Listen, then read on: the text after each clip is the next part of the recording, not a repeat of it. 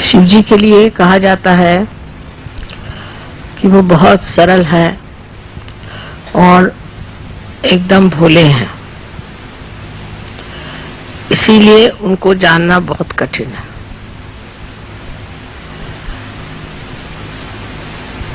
कुंडलिनी का कार्य जो है वो देवी का कार्य है।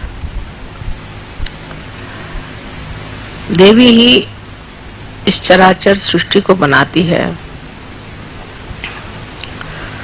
और अंत में आपके अंदर कुंडलिनी बनकर शिव तक पहुंचा देती है।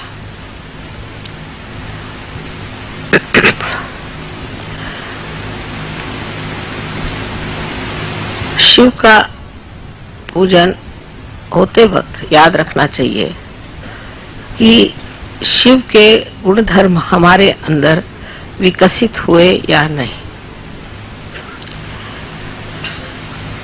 इसलिए सबसे पहले कुंडलिनी की ही गति को समझ लेना चाहिए।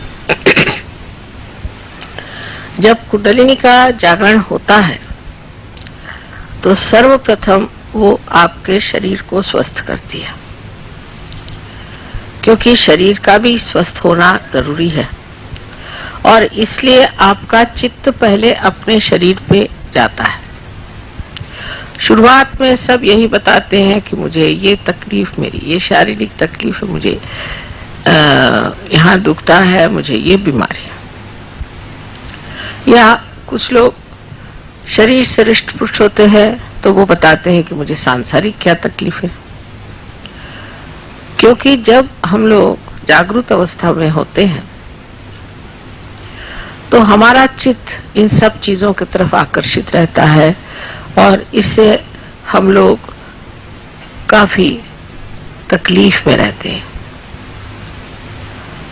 जैसे जैसे आप सहयोग में आएंगे आप यही पाएंगे कि लोग पहले अपने शरीर की या अपने सांसारिक चीजों की या मानसिक स्थिति की ही चर्चा करते हैं। इसलिए पहले ये व्यवस्था की गई थी कि शरीर को पूरी तरह से त्याग दिया जाए, यानी उसके तरफ ध्यान न देना चाहिए और उसको कष्ट देना चाहिए। अगर आप पलंग पे सोते हैं तो आप नीचे उतर के फिर तख्त पे सोइए, फिर तख्त से आप फिर चटाई पे सोइए, फिर आप जमीन पे सोइए, फिर आप पत्थर पे सोइए, फिर आप दलदल में सोइए। ऐसे अनेक तरह से शरीर को पक्का बनाया जाता था जिससे शरीर बाद में कोई तकलीफ न दे। शरीर का आराम किसी भी तरह से मान्य नहीं किया जाता था। जैसे अगर एक रात जागरण हो गया तो तकलीफ हुई तो फिर 7 रात जागरण करो, फिर तकलीफ हुई तो 24 रात जागरण करो। उसी प्रकार खाने पीने का भी, अगर मनुष्य को खाने की बहुत लालसा है तो आप 1 दिन उपवास करो, फिर आप 7 दिन उपवास करो, फिर आप 40 दिन उपवास करो। जो आपको चीज पसंद नहीं हो ऐसी चीज आप खाओ और बाकी सब चीज आप छोड़ दो। यहाँ तक कि आप अन्न मत खाओ, सिर्फ फल मूल खाओ। फिर अगर आपको कपड़ों का बहुत शौक है तो आप सादे कपड़े पहनो, फिर आप हल्के कपड़े पहनो, फिर आप हिमालय पे जाओ और वहां पूरे कपड़े उतार के ठंड में आप ठिठराओ। इसी प्रकार किसी को नखरा हो कि मुझे अच्छा घर चाहिए, मैं अच्छे घर के बगैर नहीं रह सकता, मेरे जैसे आजकल लोगों को बाथरूम अच्छा चाहिए, कपड़े, आजकल तो सब चीजें बहुत ज्यादा आ गई हैं तो उतनी हम लोगों की इच्छाएं और प्रवृत्तियां बढ़ गई, उधर हमारा चित्त ज्यादा जाता। तो कहा जाता था कि अच्छा ठीक है आप बड़े महल में रहते हैं तो अब आप आकर के पहले झोपड़ी में रहो।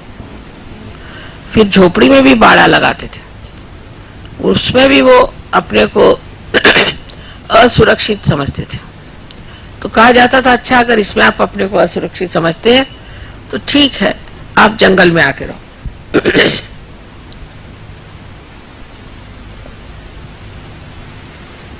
या आप किसी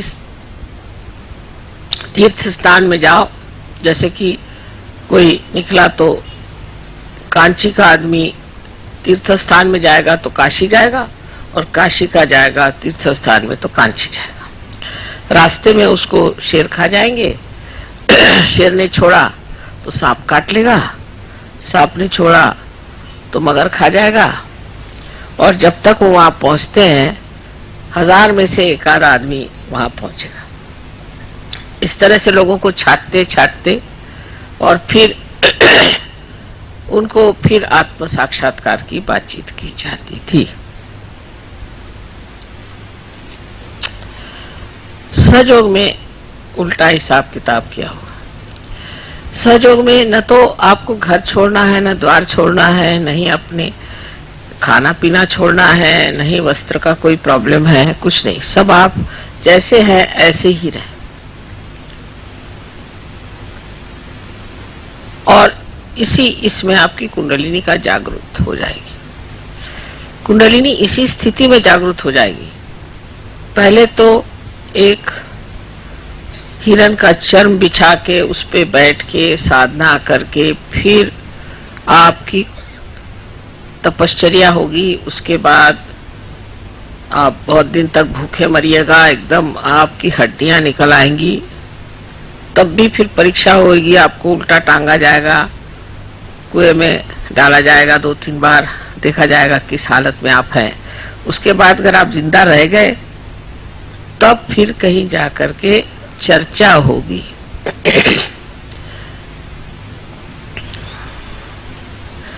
अब सहयोग में उल्टा कारभार। पहले तो हमने ऊपर का शिखर बना दिया, खोल दिया शिखर, सहस्त्रार खोल दिया, और सहस्त्रार खोल के अब कहा कि आप ही लोग अपने को ठीक करें। लेकिन तो भी हम लोग समझ नहीं पाते कि सहयोग बहुत ही कठिन चीज है। जितनी सरल है उतनी ही कठिन है। शंकर जी जैसे, क्योंकि हमारे अंदर अनेक नाड़ियां हैं और उन नाड़ियों को खोलने का एक ही तरीका है कि हमारा चित्त जो है वो इधर उधर न उलझे। तो सहयोग में ये तो कोई नहीं बताते कि तुम खाना पीना छोड़ दो, कि उपवास करो और तुम जाके हिमालय में ठंड में बैठो, ये कोई नहीं बताता। लेकिन क्या करना चाहिए जिससे हमारी प्रगति हो? तो सबसे पहले हमें अपनी तरफ अंतर्मन करके विचार करना चाहिए कि ये मैं क्या कर रहा हूं। जैसे कि अब आप कहीं गए और आपने देखा कि आपको सोने की जगह नहीं मिली, तो फौरन आप शिकायत करना शुरू कर देंगे, माँ देखिए हम वहां में सोने की जगह नहीं मिली। उस वक्त ये सोचना चाहिए कि मैं ऐसे क्यों कह रहा हूं, क्योंकि मैं अपने शरीर के बारे में चिंता कर रहा हूं कि मुझे सोने की जगह नहीं मिली, मुझे ठीक से जगह नहीं मिली, और मैं अपना चित्त इसी में डाले जा रहा हूं।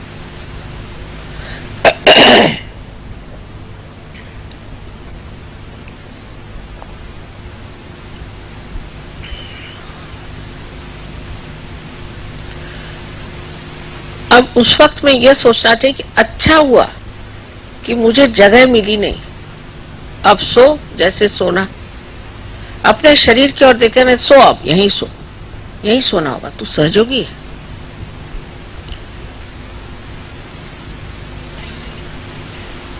तुझे सोने के लिए अच्छी जगह क्यों चाहिए? दुनिया में कितने लोग हैं रास्ते पर सो जाते हैं। तू कौन बड़ा भारी हो गया कि तुझे सोने के लिए अच्छी जगह चाहिए? और लोग तो खड़े खड़े भी सो जाते हैं, तू खड़े खड़े क्यों नहीं सोता? और फिर सोना भी क्या जरूरी है? अपने को समझता क्या है तू? ऐसे अपने शरीर से प्रश्न पूछना चाहिए। एकदम आफत आ जाए अगर कोई एक बार खाना न खाए तो। मैंने देखा है आफत आ जाती लोगों पर अगर एक बार खाना न मिले। अगर एक दिन खाना नहीं मिले तो बहुत अच्छा सोचना चाहिए, अच्छा हो गया अब मैं देखता हूं तुझको क्या होता है तेरा, तू मर जाएगा क्या? ऐसे शरीर को धिक्कारना चाहिए, खुद ही अपनी तरफ से शरीर को धिक्कारना चाहिए।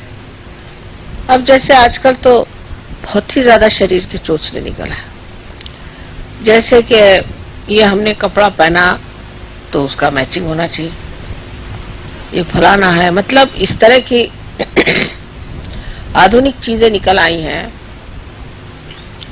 और उसके जो नॉर्म्स परिमाण है वो इतने ज्यादा कृत्रिम है कि हम लोगों को समझ में भी नहीं आता है कि हम इस कृत्रिमता के एक पूरी तरह से गुलाम हुए जा रहे हैं। इसका मतलब ये नहीं कि आप विक्षिप्त हो जाएं, इसका मतलब ये नहीं कि आप अजीब से कपड़े पहन के घूमें, और इसका मतलब ये नहीं कि आप हिप्पी विप्पी हो जाएं, ये मतलब नहीं। पर समझ लीजिए किसी स्त्री को एक मैचिंग ब्लाउज नहीं मिला तो उसको तो लगता है कि वो गई काम से बिल्कुल खत्म। पहले जमाने में कोई मैचिंग पहनता ही नहीं था। अब अगर उसके मैचिंग फिर वो स्वेटर नहीं मिला तो फिर तो समझ लीजिए कौन देखता है आपको क्या पहने न पहने आप।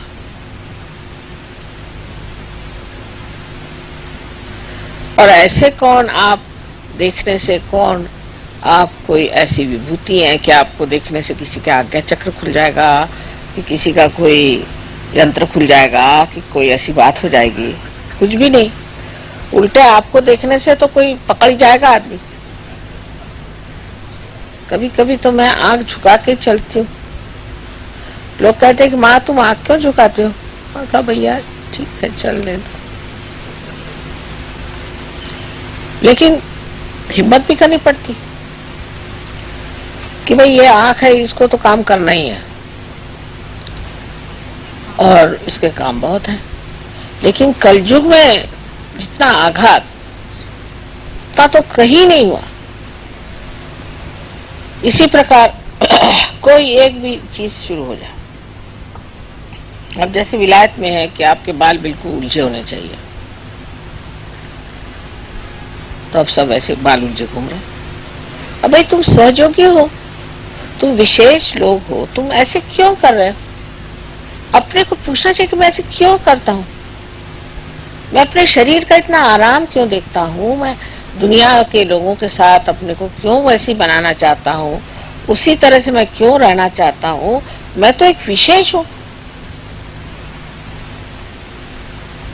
पर विशेष कैसे होंगे कि अगर आप कहीं गए तो कमरे में सारे दिन पानी फेंक दिया, हम विशेष हैं। या कहीं भी बैठ के खाना खा लिया, हाथ नहीं धोए, हम विशेष हैं।